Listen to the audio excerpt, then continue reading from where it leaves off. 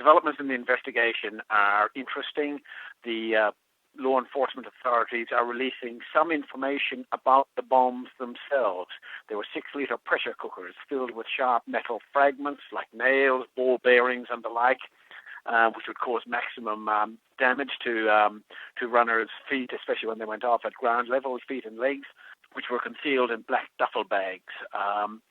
But the most intriguing aspect of this whole investigation is that 24 hours later, if the investigators know anything about the perpetrators, they are not saying. There was an incident last night in Boston where they raided an apartment which was tenanted by a Saudi national, but they left it saying that they had no suspect.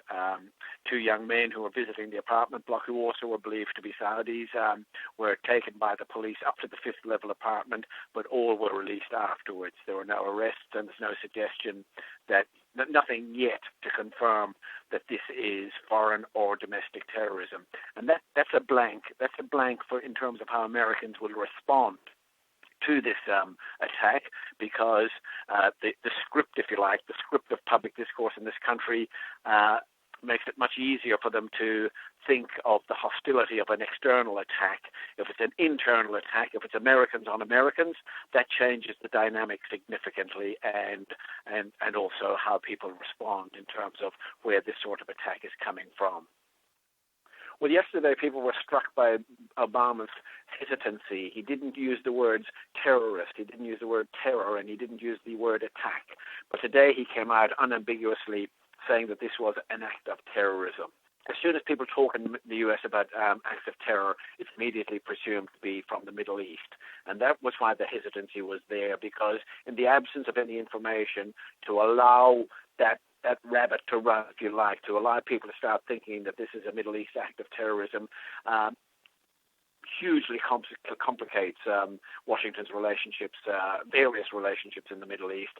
So it is best that that not be allowed to happen until there is clear and unambiguous evidence.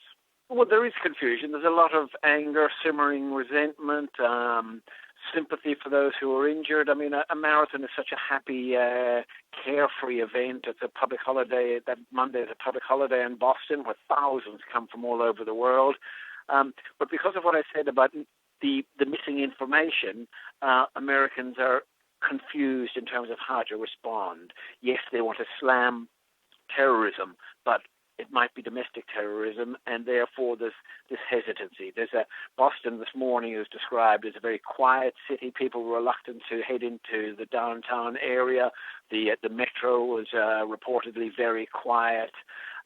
In places like Washington, D.C., extra security for some public events here today, and reports from around the country of SWAT teams being seen in public places. So the country is on alert. The country is on alert. Something like this, particularly in the aftermath of the 9/11 attacks, which had a searing effect on this country, puts people on watch, and that's what they're doing.